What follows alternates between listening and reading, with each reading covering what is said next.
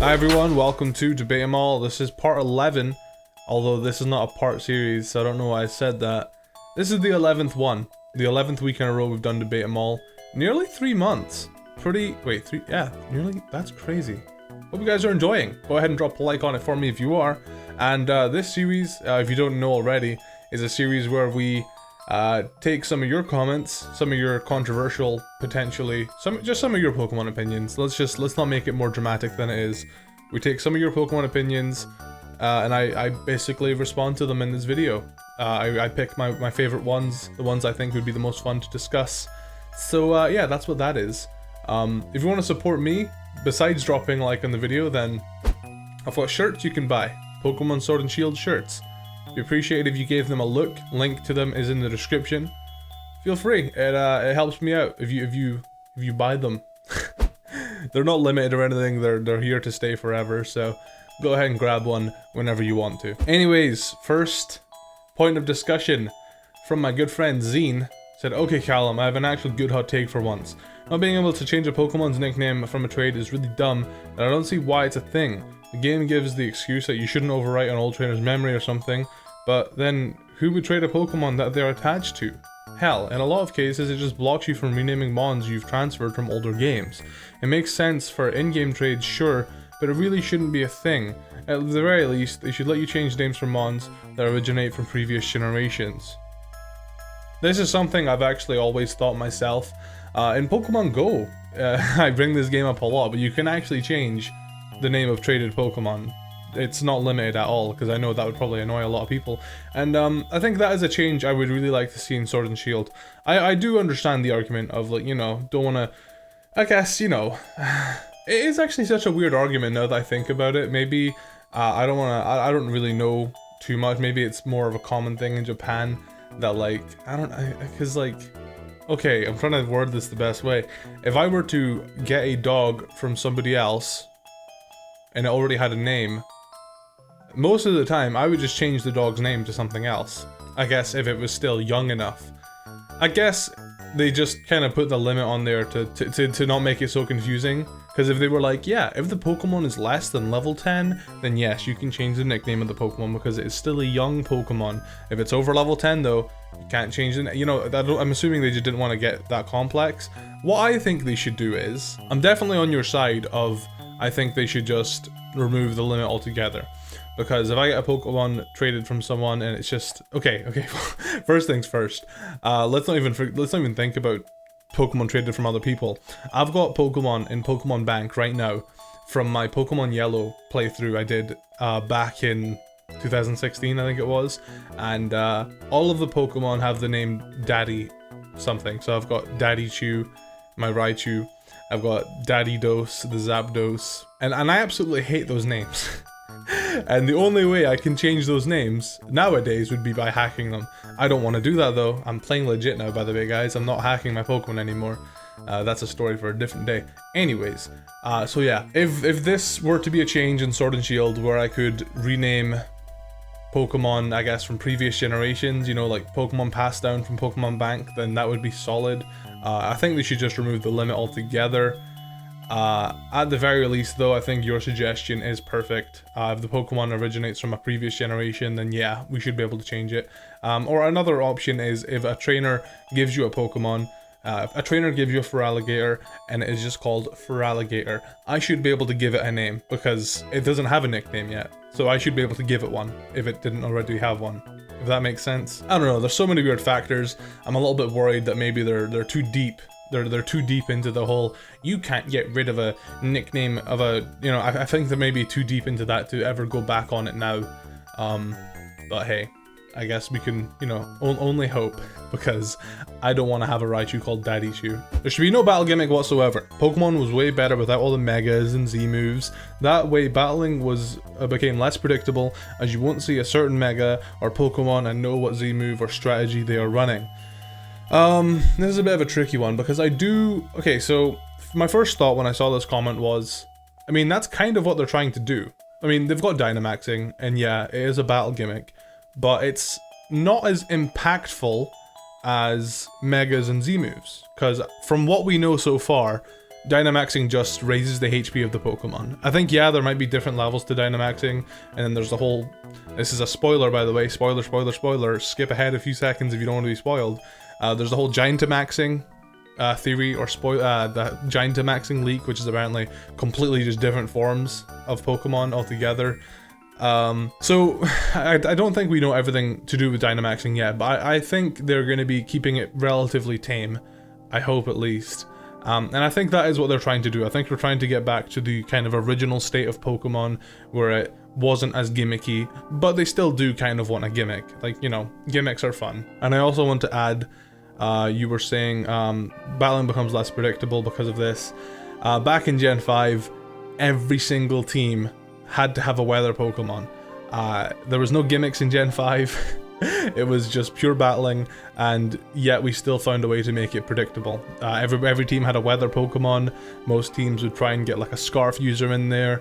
Like, there's gonna be, like, no matter what, I think they do, even if they do go back to like no Megas, no Dynamaxing, no Z-moves, no nothing, just raw Pokemon battling, there's gonna be the Pokemon, I guess, strategies that are better than others, and weather is a good strategy. So of course a lot of people are going to have weather Pokemon, so if you see a Tyranitar and an Excadrill, it's not hard to put two and two together, but that's just part of Pokemon, is I guess knowing that stuff, not having the knowledge to know, or having the knowledge of, oh yeah, those two Pokemon together do this. You know, it's what makes people good battlers. So yeah, I do agree with you. I think I don't know. I wouldn't say there shouldn't be no battle gimmick, but I think they should definitely tone it down. Having Z moves and Megas combined was just way too much. It should only be one gimmick per generation, in my opinion. Hey, do you think Game Freak is catering too much to the competitive side of Pokemon?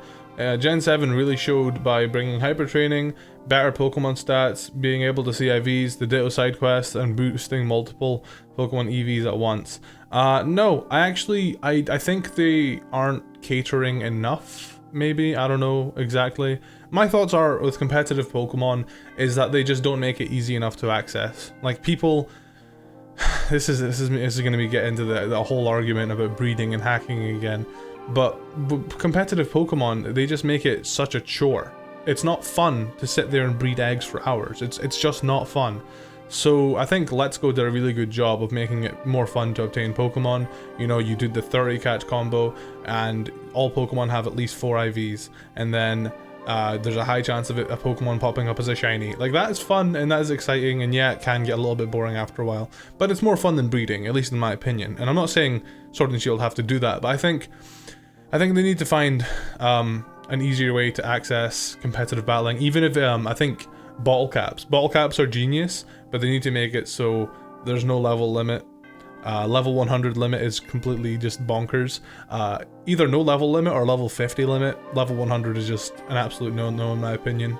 And I guess if they absolutely have to make the level limit 100, make there a really easy way to go up to level 100.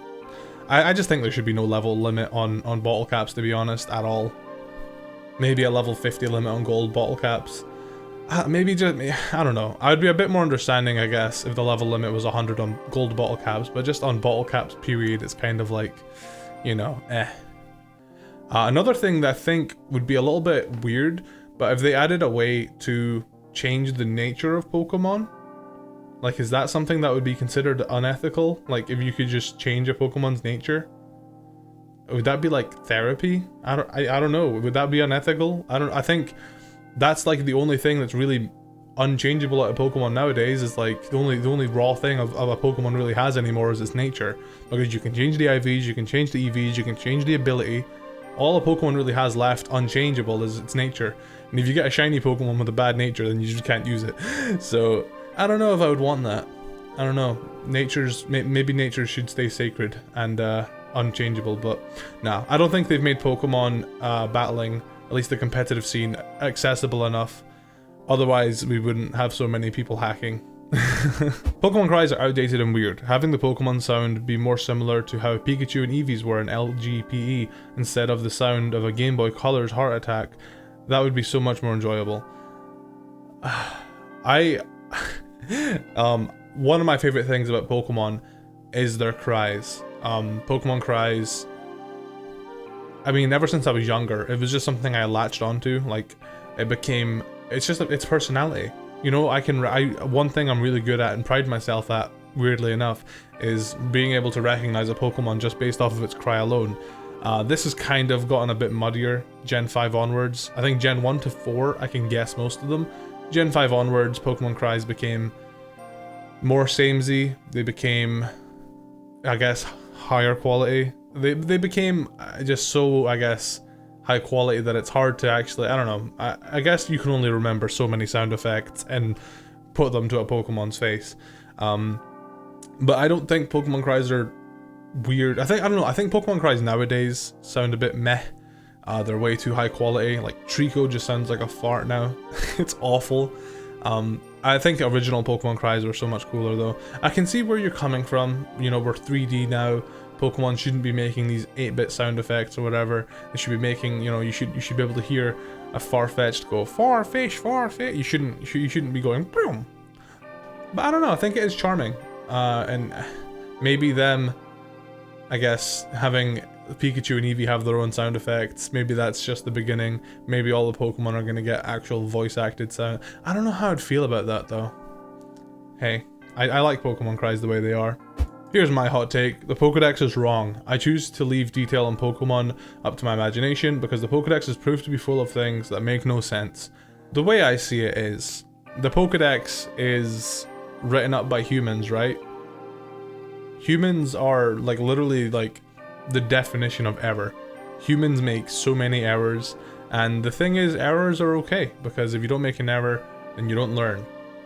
So, the Pokedex is probably wrong a lot of the time, just because a human wrote it. I never really thought the Pokedex was meant to be like God's word. Like this is God wrote this, you know? No, the Pokedex has always been something that the Professor Oak, whatever professor of the region, it's Professor Oak's project. He's trying to compile, you know, a list of Pokemon and, you know, detail what they do and all this other stuff. And yeah, I think, you know, obviously there's going to be a few bits of misinformation here and there. And I also love the idea of just leaving it up to your own interpretation. If that's what you enjoy doing, go for it, man. Personally, I like the newer Pokemon designs more than older ones. That's not to say Gen 1 has bad designs, I still adore them. However, in general, with plenty of exceptions, I feel like Gen 1 and Gen 2 had bland designs, Gen 3 was good, Gen 4 was even better, and everything Gen 5 onwards has great designs.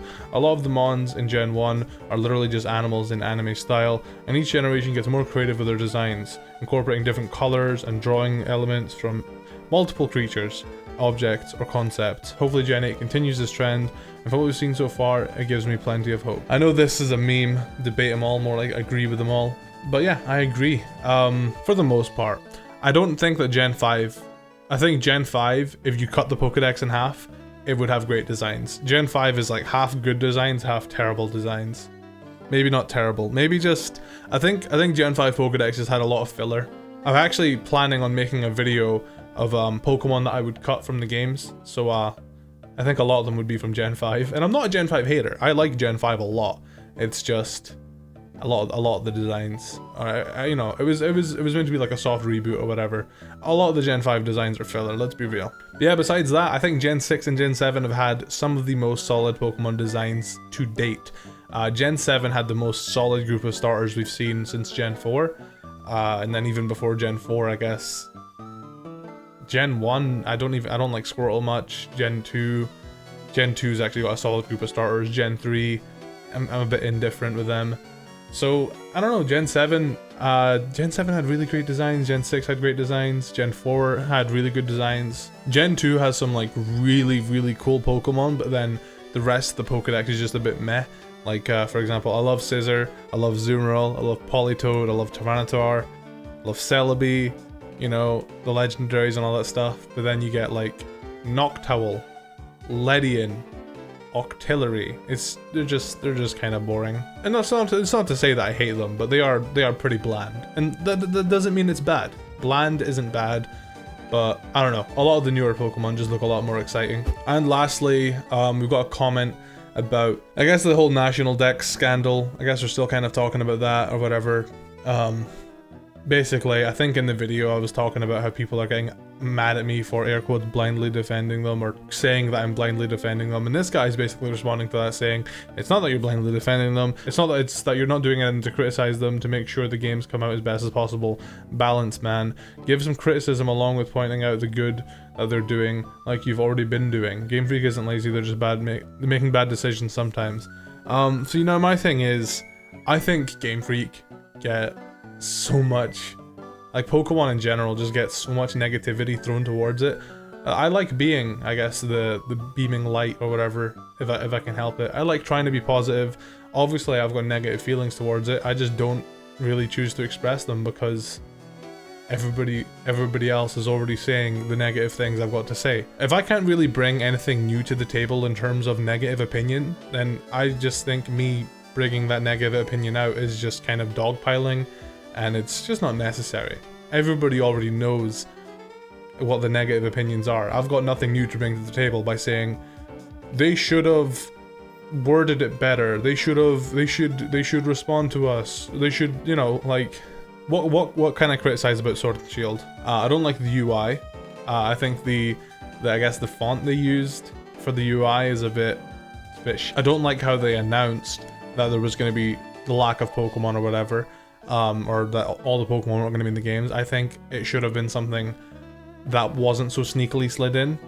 I think it should have been, I don't know how they could have done it better, but they definitely could have done it better. Another thing I've said before is that I don't like how the color scheme of Zacian and Zamazenta are really similar. I think I've actually expressed quite a few negative opinions about Sword and Shield. I just don't think people are choosing to pay attention to them. And with that, that is today's episode of Debate 'em All. Hopefully you guys enjoyed. Go ahead and drop a like in the video and let me know some of your opinions, hot takes, whatever you want to call them. People like the term hot takes, so we're just gonna go with that. Yeah, let me know yours in the comments, and be sure to go ahead and grab a Swish shirt from my merch store, teespring.com/HoodlumCallum, I think it is.